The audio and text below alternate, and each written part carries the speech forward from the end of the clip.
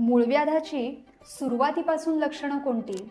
सगळ्यात आधी पचनशक्ती कमी होते, त्यामुळे कडकडून भूक लागत नाही, गॅसेस होतात, पोट नीट साफ होत नाही, पोट साफ झालं तरी हलकं वाटत नाही. काही लोकांना पित्ताचा त्रास असतो, त्यामुळे पोट साफ होताना जळजळ होते, हळूहळू गॅसेस वाढतात आणि पोट साफ न होणं ही तक्रार जुनाट होते. मग पोट साफ होण्यासाठी जोर द्यावा लागतो.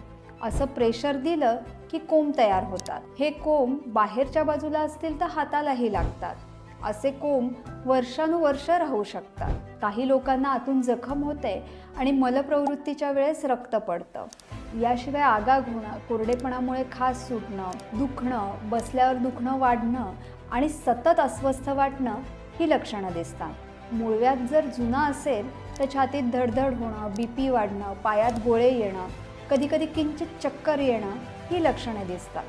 म्हणजेच मूळव्याधाची सुरुवातीची लक्षणं लक्षात आली तर पुढे मूळव्याध होऊ नये यासाठी वेळेत नक्की उपाय करता येतात.